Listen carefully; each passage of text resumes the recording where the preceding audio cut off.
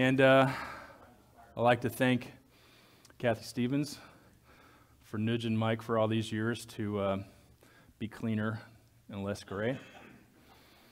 So I give a lot of that look to him, you know, the shorts, everything except for the tattoos. I'm almost full millennial. So anyway, also like to thank Scott Kane. This kind of looks like a Scott Kane look without the goatee. So, except I'm a little taller than he. So anyway, it's a new series. It's a new day. It is a new day. So we're not in Galatians anymore, and we're not talking about cutting anything off anymore. So we've already done that, so, right? So it's an interesting thing. I don't know how to title this. True certainty while living in apparent uncertainty. We'll be in Mark 14 today. God, teach us today. Help us to hear your word. Help us to hear your heart. Help us to walk in obedience. Help us to walk in the Spirit. Lord, there's a lot of people in this same world that we live in, the same culture we live in, who live in uncertainty without Jesus. Help us as Jesus followers to be able to make a difference in our culture, in our world, living in this same uncertainty. In the name of Jesus, amen. Daniel Gilbert is a psychologist at Harvard. He's still there to this day. He cited a recent Gallup Healthways Well-Being Index, which is a really long title for anything. Gallup Healthways Well-Being Index in his book Happiness. It was published in 2017, which stated that Americans are smiling less, worrying more than a year ago. That happiness is down, excuse me, and sadness is up, and we are getting less sleep and smoking more cigarettes, and that depression is on the rise. The real problem is not financial, he said. It's not that people don't have enough money. It's that people don't know what's going to happen next. Will I have a job next week? What's ahead for the future for me? My future seems ominous, at the very least, uncertain. And that uncertainty puts people on edge. And in this same book, he also cited a Dutch experiment where researchers told one group of people that they would receive 20 very strong shocks, electrical shocks. The researchers then told a second group that they would receive only 3 strong shocks mixed with 17 very mild ones that you'd barely feel. The results, subjects in the second group sweated more, experienced faster heart rates. It was the uncertainty that caused their discomfort, not the intensity of the shocks. And again, you know, if you know things are going to be bad and you walk through it, but it's the uncertainty that we all walk through because we're not God. We don't know the future. And we don't know how things are going to turn out. Even when we say something, we actually hold back because if I say this, what if they think this, right? We already tried to predict the future. Another study showed that colostomy patients who knew that their colostomies would be permanent were happier in 6 months after the procedure, 6 months more than those who said it may come off sometime. Uncertainty has a way to put us in kind of this, I don't know how to walk through this. I don't know how to navigate this. Now, Daniel Gilbert concluded that an uncertain future leaves us stranded in an unhappy present with nothing to do but wait. His quote, "Our national gloom is real enough, but it isn't a matter of insufficient funds." He said it's a matter of insufficient certainty.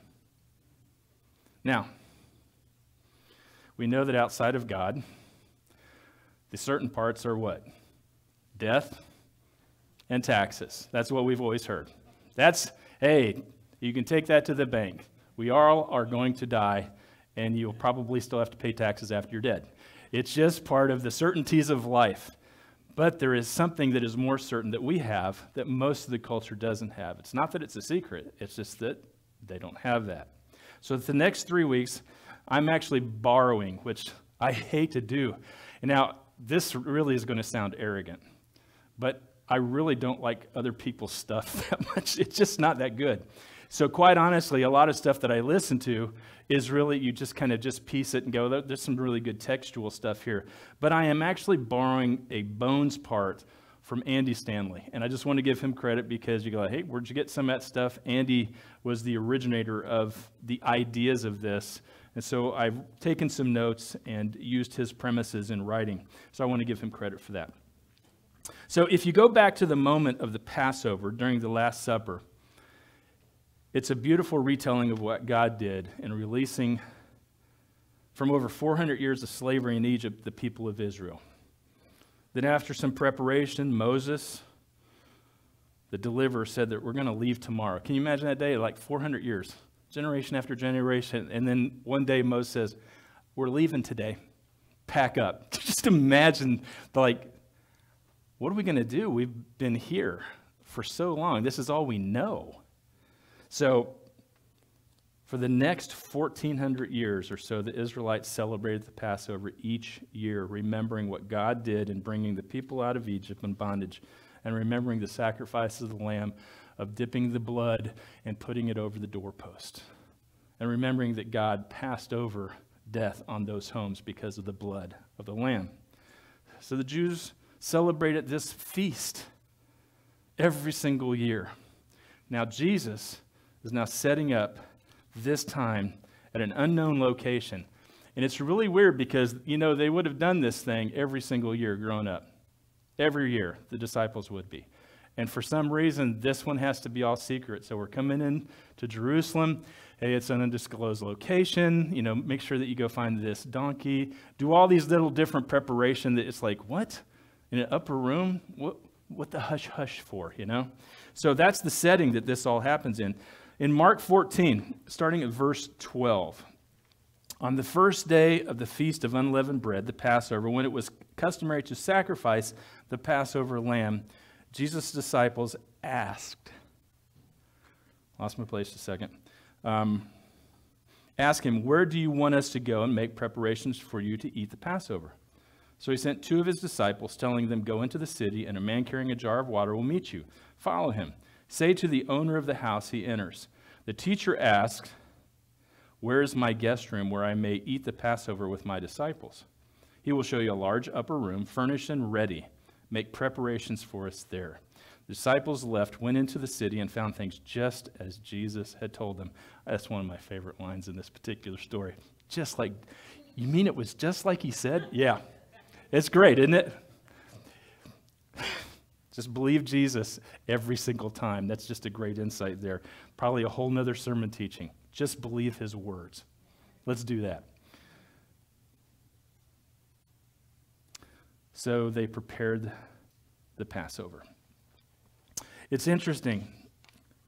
The disciples' uncertainty during this Last Supper. This is the first area that we're going to look at here. Disciples' uncertainty during the Last Supper. They're preparing for the Passover. They've done this every single year. This was normal life to celebrate the Passover. And again, they've been with Jesus for 3 years, and so now all of a sudden there's this script that is changing. And then you go into 18. While they were reclining at the table, eating, he said, I tell you the truth, one of you will betray me, one who is eating with me. They were saddened, and one by one, they said to him, surely not I. It is one of the 12, he replied, one who dips bread into the bowl with me.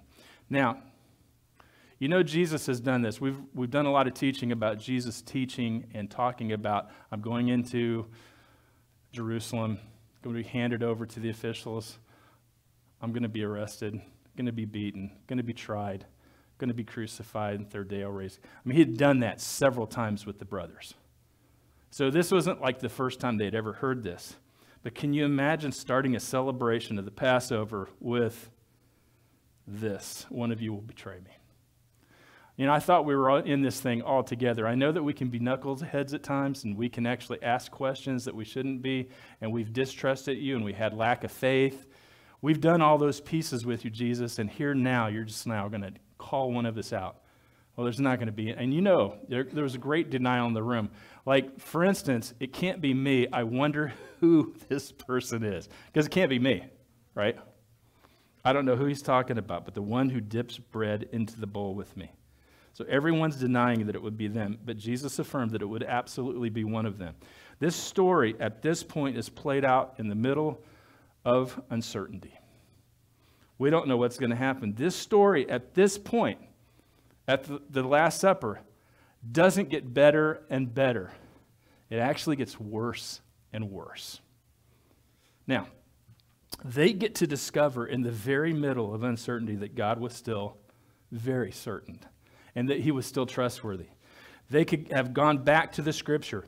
Joseph, remember when we taught with Joseph and his life story? It was so much fun going through the book of Genesis at that part of Joseph's life. At the bottom of the well, his brothers are at the top having conversations. Should we sell him or should we kill him? Those are the two options that you hear his brothers talking at the top of the well. And when you read the whole story, you know that God was there the entire time, right? They could have gone back to King David. He was awakened one day to discover his son has raised an army against him. And God was in the middle of that time with David the whole time. The mother of Moses was told that Pharaoh was going to murder the babies, the baby boys. Too many Israelites out there. She wraps up that baby, puts them in a basket, pushes them in the Nile River. Can you imagine mamas doing that? Seriously. Can you imagine mamas putting your baby in a basket and pushing them down the river? God, you've got this. It's going to be better for them Nile crocodiles to munch on my baby than to have Pharaoh put the hand on my child. That's an amazing move. I can't imagine it as a father. I can't even imagine it as a mother. But she pushes him out there to get away from a murdering dictator. And God was right there with Moses the entire time, and right there with Moses' mother the entire time, never left. Totally present. These brothers could have gone back to Mary and Joseph. They were pregnant when a law was passed to kill all the baby boys 2 years and younger. Because Herod thought that there was going to be this, somebody take my place. Well, we got to snuff this thing right out. So since I don't know who it is, I'm going to kill every 2-year-old boy and under. Kill them all. It's like, can you imagine such ruthlessness? Can you imagine such uncertainty? Can you imagine the cries from house to house as these soldiers go in? Imagine a 2-year-old or younger. Anyone that you know, your kids, your grandkids, and imagine that of people, soldiers banging into your house and coming in to take your baby boy. How many times can you remember throughout the history of the Bible where the story seems to have backward momentum, where it seems like God is silent, it seems like the bad guys are winning? That's a lot of the hero movies that we see, right? Because we like that story. We like the protagonist, we like the antagonist, we like the idea of the climax. Oh no, this looks like it's going to be hopeless, right? That's Bible story 101. Almost all these things have this idea where they're just not looking real good. And you step right into the middle of the story and you go, I don't see any hope. Looks pretty dark, looks pretty bleak. I don't see how this thing is going to work out. And we read in every one of those stories in the scriptures, God is present and certain the entire time. So today, nothing has changed, has it? Today, you all are certain about everything, right? No. And God is still very, very certain. And that's a truth that we actually can walk through and hang on. We can hold our heads up and we go, man, the place is on fire and God's still sovereign, in control, and living inside of me, and still very, very much God. Now, the story continues on, verse 22. Next page. While they were eating, Jesus took bread, gave thanks, and broke it. Gave it to his disciples, saying, Take it. This is my body. This is all kind of mixed up words here. I mean, we talked about maybe it was last Sunday, the idea of eating my flesh and drinking my blood and how foreign that would have sounded. So now we're taking this remembrance of eating this bread of haste, making it in a hurry without leavening, without yeast, because we needed to go and we needed to flee Egypt. And I thought that's what it was about. And now he's going, take and eat. This is my body broken for you. Take and eat it. It's my body. Can you imagine how foreign this would have sounded? Now you're talking about something like, Jesus is probably, this isn't what you think it is. Everything that you've thought your entire life, this is my body. And then Luke actually says, this is my body broken for you. And I can't imagine that, how much this would build up inside of you. And I think about the conversations, just the head conversations. Wait, you're going to be talking about this dying stuff again, right? You're going to be talking about somebody's going to kill you. And you're going to be talking about that things are going to be happening to you and beatings and stuff. And see, here's, in my mind, because I have seen you work, Jesus. Can you imagine these disciples, the stuff they saw that we never got to see, that we read about, and all the stuff that's still not written about? They saw all of it. They were with a perfect human being who was fully God. You've not been around anybody who's been a perfect human being. I know I haven't. And so the idea of this is, wait, you're going to talk about dying stuff again. See, now, if you were God, this thing, I know, eventually turns around. Every single time, it turns around. And if you're God, you actually should say things a little bit more positive, right? Jesus, you really need to be more upbeat on this, okay? The death, dying, arrest stuff just is a real downer. If you're God, there actually should be more certain times than uncertain times, right? If we're with you, things should be very clear and very certain. But you're leading us into all this uncertainty. And then, 23, 24, then he took the cup, gave thanks, offered it to them, and they all drank from it. This is my blood. All right, here we go. This is my blood of the covenant, which is poured out for many. He said to them, can you feel an inner turmoil if you've been eating the Passover every single year and Jesus is doing this now? After you've been with him for 3 years. We have the backstory and we have the after story because we can look at it from stepping back and looking at everything and seeing how God was completely in it and going, of course, God was there the whole time. But if you and I were a disciple in that room, I'm telling you, that is a twisty, not turning like, wait, you're the only guy that we can trust. You're the only one that we've ever called Son of God. We actually believe you to be the Messiah. This isn't how it's supposed to be. Because if you were God, if you really are God, none of this stuff should happen at all. And Jesus already told them that one of you would betray me. Now, you go to verse 27, look what he says. You will all fall away, Jesus told them. For it is written, I will strike the shepherd and the sheep will be scattered. Okay, it was bad enough that you picked on one of us. But the deal is all of you, every single one of you, will fall away. Now, that's after they go out to the garden. I don't know if they want to make any more moves or not. But this is in the Garden of Gethsemane. So you think about this and you would think, he just quoted Zechariah chapter 13. Of course, they didn't have chapter breaks, but he just quoted the prophet Zechariah. I will strike the shepherd and the sheep will be scattered. But you know what? When you're in negative mode and you're hearing only the stuff that's bad news, tell me this doesn't happen to you because I know it's happened to me. And you hear somebody telling and you hear any but or here's the part that's really good, it's hard to hear that part when you've already heard the negative part because you've already gone to conclusions and you've already said, oh man, this stinks. This bad stuff. And you didn't hear like, well, that's from Zechariah. This is prophecy. It's really hard to hear on the rest of the news when you hear the very beginning of this. Then you go to verse 28. But after I have risen, I will go ahead of you into Galilee. And I think that's one of those pieces where, again, it's really hard to hear everything when you've heard such negative news. Then verse 29, Peter declared, even if all fall away, I will not. Don't you love that? I mean, at one level, you're just going, the bro's confident. He's just he's very clear. There's no way. Even though they believed everything Jesus said before, hey, just like Jesus told them. But here Jesus is speaking again truth, and it's like, not me. And I hate to disagree with you, Jesus, but not me. It's amazing.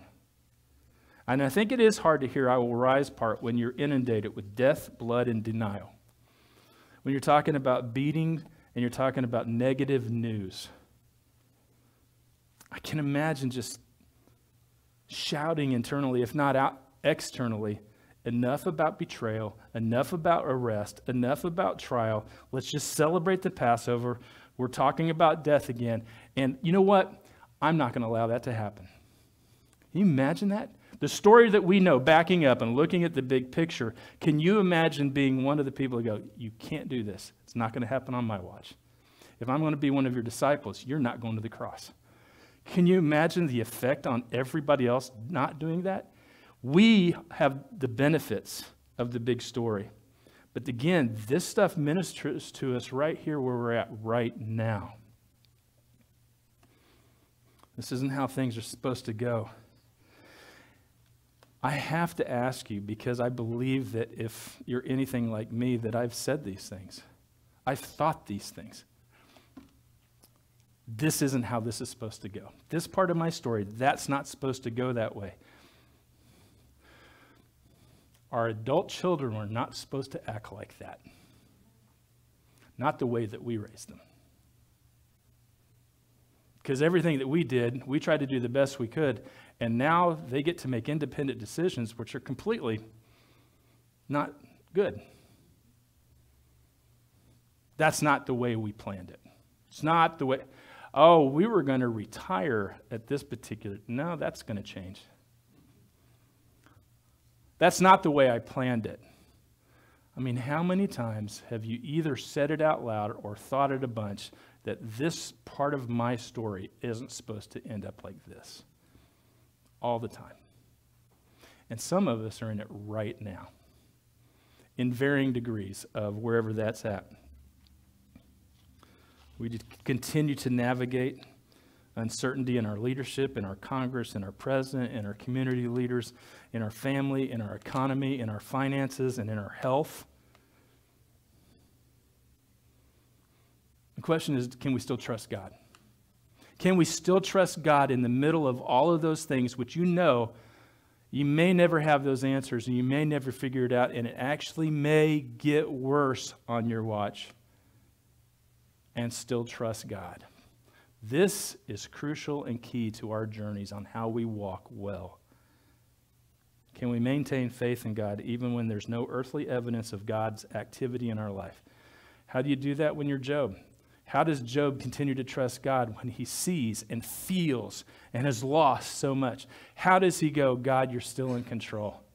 Even when I've got friends who are telling me the opposite. Even when my wife comes against me and says, oh, just curse God and die.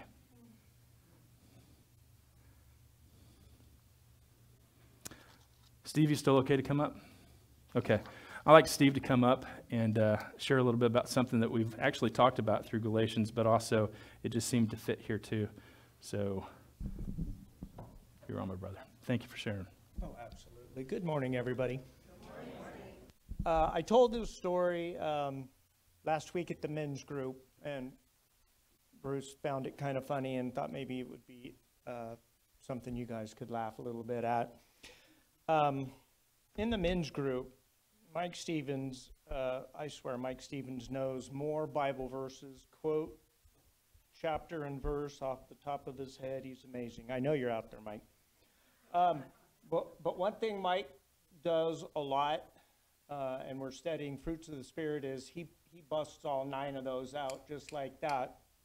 And so I have to get myself a little A because I'm not like Mike at all. But the 9 fruits of the Spirit are love, joy, kindness, faithfulness, peace, patience, goodness, gentleness, and self-control. And some of those I'm somewhat proficient at, and there's a couple that I'm really not proficient at all, and so I decided that I was going to pick out 2 of them and work on the ones that I needed to work on the most. And the two that I chose were peace and patience. And if you talk to Cindy, she can tell you those are absolutely the two that you need to work on. And so I've been getting up in the morning and asking for help in those two areas and having God work in my life. And so last Tuesday, I've been helping Jasper get some things done around here. And Jasper and I needed to make a trip to Home Depot.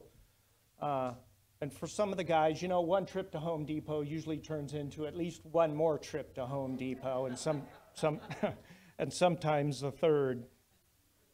So we were on our second trip to Home Depot, taking back some things, and decided we needed some other things. And so we returned the things we didn't need, and we went all the way back into the garden section where the PVC and the drainage stuff was at, and we picked out couple more items to take back with us.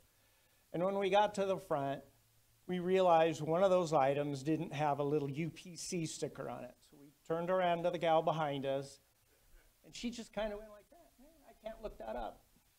You can't look that up. She couldn't look that up. So I told Jasper, here, hang on. I'll go back to the back, and I'll get a new one of these with a UPC code on it. So again, it was all the way at the back end of the store. You couldn't get much farther away than it was from the cash register. And so I grabbed one with a UPC code and walked very quickly back to the front. I don't know why I was in a hurry. I'm still on working mode. It's only been a year and a half of retirement. So I still have a boss somewhere. I guess it was Jasper. But I got up front. It had a UPC code on it. It looked a lot like the part I took back there, but it wasn't the part I took back there. Yeah, so we chuckled about it, and I walked, again, all the way to the back and grabbed a part and got back up there. What was the matter with the second trip? I don't remember. Something wasn't right. So I walked all the way back. Now much faster. I get the part. This is my third trip, and now I'm really walking quickly because, again, my boss is driving me to perform. And I really do not mean Jasper. This boss is in my head. This is just Steve. So you're seeing where I'm going with peace and patience. So I'm walking really quickly down the aisle. There's not a lot of people there, and I'm halfway down this aisle, and a guy swings onto my aisle. And I'm walking quickly, and he's not, and he sees me. And we start to do this dance where I go left, he goes left. I go right, he goes right. And so we're stepping in front of each other. And I got past him, and I immediately heard this quiet voice that said, peace and patience, Steve. And I'm kind of like, wow, Lord, you just made that so clear to me. It was only 2.5 hours ago that I was asking you, could I have some help in these areas? And within 2.5 hours, I was already keyed up, no peace, no patience. But it was nice of him to give me a direct line of communication that said, you know, peace and patience, Steve. So I slowed down, and Jasper and I had a nice laugh on the way back to the job about how God can really just present himself to you if you just talk to him and maybe listen really well too. So anyway, that was a nice moment. Yeah, the Cindy part's funny too. I told my wife when I got back, hey, we had a good time. We got the job fixed, but we did need to go back to Home Depot twice. And she says, why didn't you make a list? and so for the guys who go to Lowe's a lot, you know, sometimes you can have a list and you still need that second or third trip. Nobody here relates to that whatsoever, so.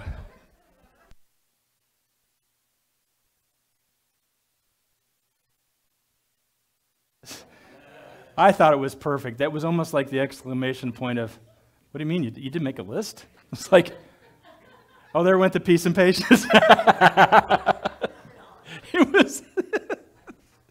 It's just perfect. Because, you know what, Steve needed that to grow. So thank you. Oh. Anyway, our answer to the questions, can we still trust God in this, is always up for grabs. I mean, to be able to say, do I trust God in this?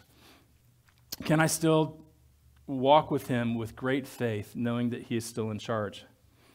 Now, here's the dilemma I believe that we face as Americans.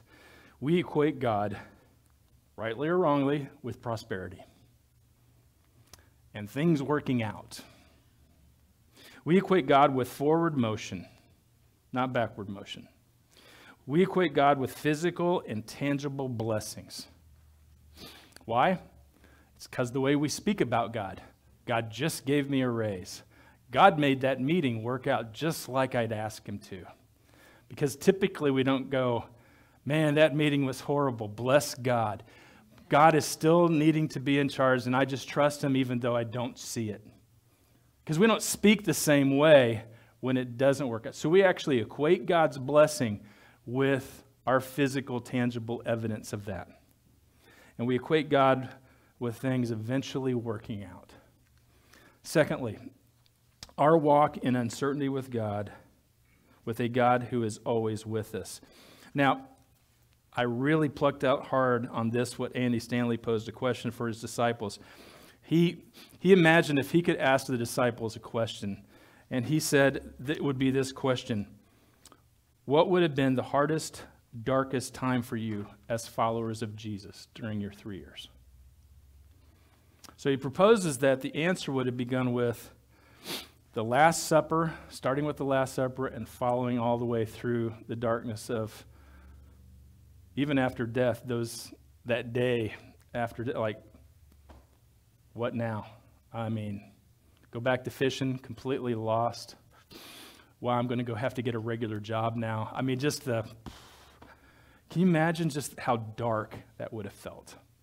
Even if you knew all the truth and you figure out everything and put all the stuff together that Jesus had already said, and you put them together with the prophets and everything that had already been said to you, everything that you'd already been taught, I think they would have said that those dark hours when he was arrested, charged, tried, beaten, and crucified, our Lord, our Savior, our Messiah being handed over and beaten and treated like a criminal and then nailed to a cross until he was dead. The disciples must have wondered if this 3-year journey with Jesus was an entire waste of time, if not only actually walking themselves to a death trap by following a false Messiah. Now, I also think that if you were to ask these guys another question, which is, when was God most active during your time together? They might have probably answered, healing the lame guy. Oh, that blind guy, he couldn't see since birth, healing that guy. How about the time that Lazarus was in the grave for 4 days? That was amazing. We saw God really amazingly. But if I think back to when God was most active during those 3 years, it would have probably been when it was the most darkest. Just guessing, from the time of the Last Supper to the predictions of betrayal, denials, arrest, trials, beatings, and even death, the God who is in charge and in control seems so far away and so absent and so distant. And it's when he was the most active. He was actually saving all of us. That's what he was doing. Can you imagine that? This is the darkest time I've ever been with Jesus, and yet it was the time he was absolutely on point and doing exactly what he came to do. I remember we went on several canoe trips at Lake Aurora with our leadership camp that we used to do for 16, 17 years. And these were canoes that came from Canada. They were huge canoes. They weighed 400 pounds apiece. And you could put 14 people in them. And you actually had to have a steerer and navigating and working together, because if you didn't navigate, this thing didn't go anywhere, right? 14, and so we took 2 of them out and took our entire leadership camp, high schoolers and adults. And we are out in the middle of Lake Kissimmee. It's a pretty good-sized lake, Lake Kissimmee State Park. And there is an ominous, summertime, and you can see, and it's purple dark, just super dark. And so we have, I'm the leader in this one boat, and Bill Redmond's the leader in this other boat, in the other canoe. And so then he's waiting, and we pull up to him out in the middle of Lake Kissimmee. He goes, look, we can go right straight there. You can see the bank over there. There's like a little pavilion. We can go straight there, and I can actually call all of our vans and buses to get there, and we can maybe bypass the storm.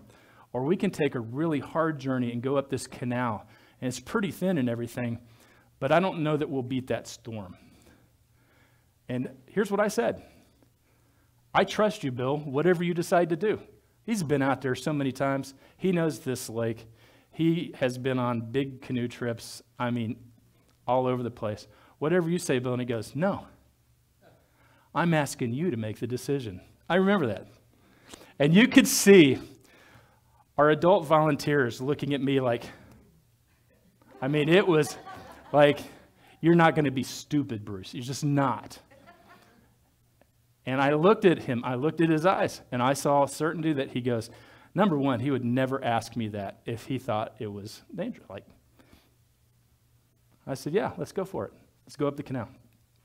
We went through this horrific lightning storm and stuff that you just can't see one another, and we're banging into, in this small canal, where places sometimes was about as wide as this stage here, and a little bit wider at sometimes, and we're banging every single turn. In the front, and then in the back when we come and make the turn like this. And we're backing up and getting out of, and they're getting all kinds of spiders and brush stuff, and you're soaked, and it's lightning, and it's hilarious. We beat through that thing, and I tell you what, we always have an evaluation at our leadership camp where they actually get to make speeches about their highlights, what God taught them, and all kinds of things. They get 10, 15 minutes each, and we take a whole Friday afternoon to do this. Every one of them said their highlight was that right there. Now, in the middle of it, not so much. At the beginning of it, no way do we want to do that. Bruce, I can't believe you're leading us into our deaths. It's very interesting that when you go through hard things together and you get to the other side and you just go, that was awesome. These kids said that was their highlight of the camp.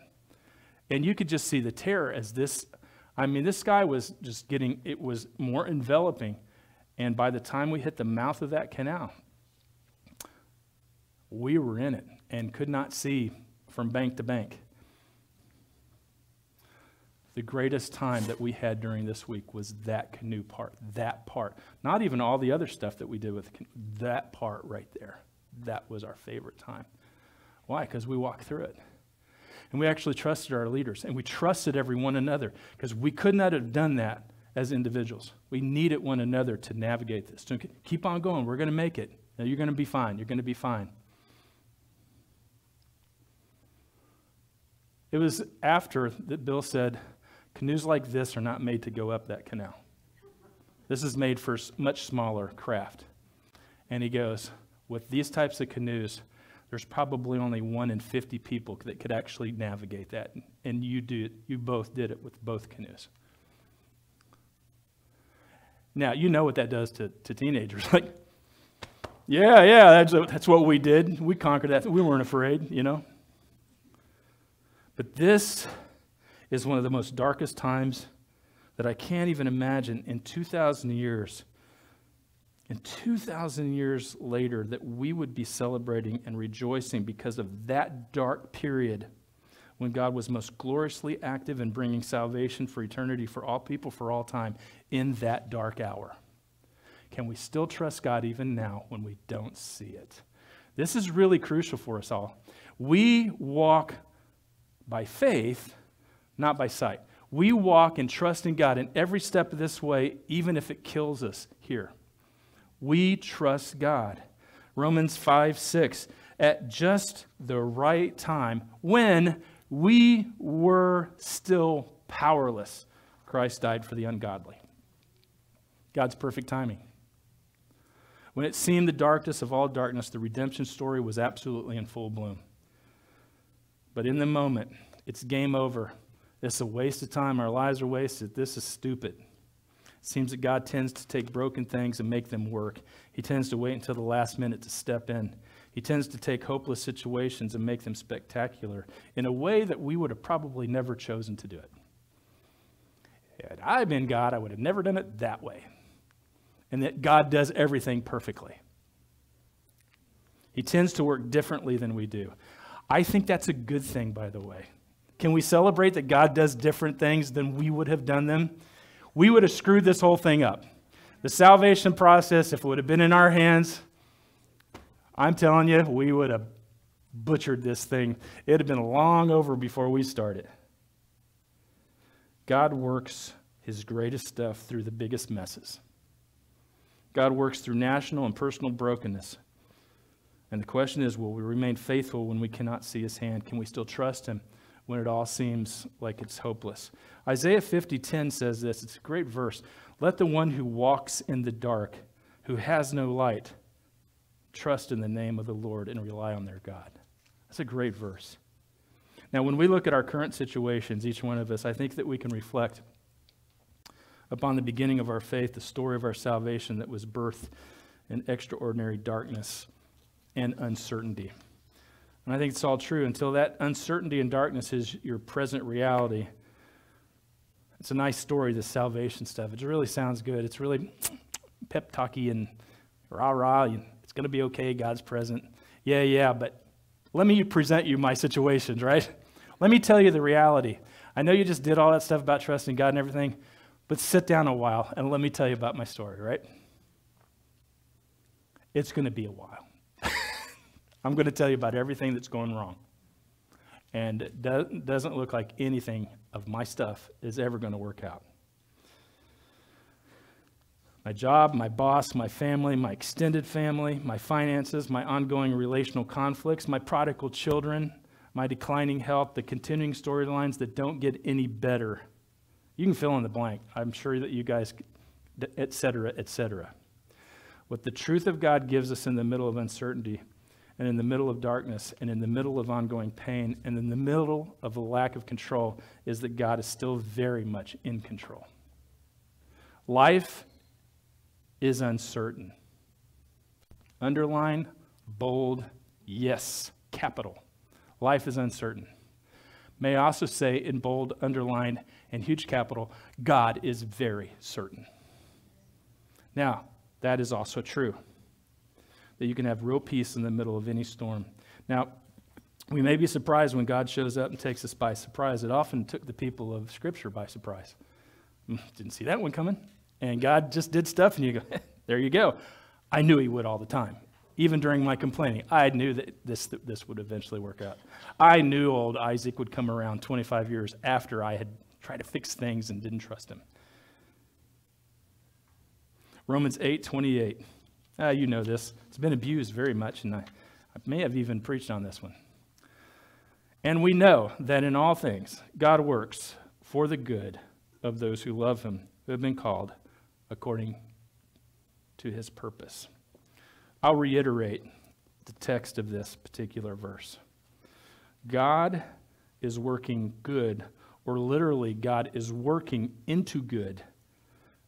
The NIV says, of those who love him. The context gets messed up when you try to say, God is working for my good. That's when you mess up this verse. You will mess up this verse if you put you in this verse. It does say of those who love him. But you will mess up the verse because when you do that, that actually means our prosperity, our strength, our personal good will happen because God is working it out for my good. Come on. Look at the Bible. Look at Scripture. The Lord is working to the good in every and all situations. If to the good includes our circumstances as the goal of all things, then certainly that verse would not be true. But in all things, God is certainly working to the good of those who love him and are called according to his purpose. Now, that subtle change is very freeing. Because if you still believe that God is working out to everything to my good, now you know it is, ultimately, that answer is really true. It's just that most of the time it's not fulfilled till heaven. Really. But to be able to go, my life's going to work out, I won't get sick anymore, I won't die, everybody will like me, I'll be right all the time. I mean, really right, not in my mind, but really right all the time. I'll never make another mistake. I mean, I'll never have to make 4 trips to the back again in Home Depot. It's just unrealistic to think it's all for my good. Well, God's really in this. I only had to take 1 trip. Like, He was in it when you did the 4 or 3, or right? He was. So here it is. When I was at a clergy conference, I may have shared this story, but I get the grace to be able to be old today. When I was at a clergy church conference in Jacksonville, Florida in 2006, I was suffering some severe sciatica going down my right leg. Down the right, for those of you who are familiar with that, you know down the side, going around the radiate in the front, right there, feels like a knife. It really hurts right back in here, right in the center of the glute. It goes down the side. It aches right here, really. It's kind of a duller ache right here, and then at the top of the foot. You know what I'm talking about? Some of you that experience that. So that has been kind of my life since I was 26. 4 back surgeries. But this is before my 3rd one. I was at the Cape Coral Church at the time, and we were all there up as a team. And it was so painful to sit. It was so uncomfortable to stand. And there were times that was the only focus I had was my pain. It's all I could see in front of me. And some of you know what that means. Like when you're in that moment, that's all you can see. You can't think about anything else. It would be another 5 years until I had my 3rd lower back surgery in 2011. And during one of the worship sets up there at the Jacksonville church, we began to sing "It Is Well With My Soul." It's a well-loved hymn by Horatio Spafford. He was a wealthy businessman from Chicago. He lost much of his real estate holdings in the Great Chicago Fire. And after the fire, he sent his wife and 4 daughters on a ship to Europe, intending to join them later for the time of rest as well, to assist preacher Dwight L. Moody and Ira Sankey with a revival in Great Britain. But the voyage was struck by disaster, and Spafford received a cable from his wife with painful message, "Saved alone." He made quick arrangements to join his wife, and when they reached the spot where his 4 daughters had drowned, Spafford marked that sad event with these words of hope: "When peace like a river attendeth my way, when sorrows like sea billows roll, whatever my lot, thou hast taught me to say, it is well with my soul." And I will remember singing this song as we're all standing in worship, in excruciating pain going down my leg. And it was screaming. I was covered with overwhelming peace when I came to the words, "Whatever my lot, thou hast taught me to say, it is well with my soul." And I thought about those words, whatever my lot. Whatever my circumstances, whatever my situation, whatever I'm walking through, whatever condition I'm in, my background, my position, my context, my environment, the events of my life, God, you have taught me to say, it is well with my soul, that you are in charge and I'm completely not. It was interesting because I thought, if this is the way it's going to be the rest of my life, I'm going to have to do this a lot more than once a day. It's well with my soul. Because sometimes it'll be, at this minute, it is well with my soul. And then I have to do it the next minute. And then I'll have to continue that next hour. Oh yeah, I remember my peace and patience. I remember it is well with my soul. I had to peace in the middle of that song, accepting that pain down my leg, that would be there for the rest of my life. But teach me, Lord, to say that it is well with my soul, that all is well because you are God and you are in control in a complete, chaotic world of uncertainty. If you need this kind of peace, it's only found in a relationship with Jesus. Only.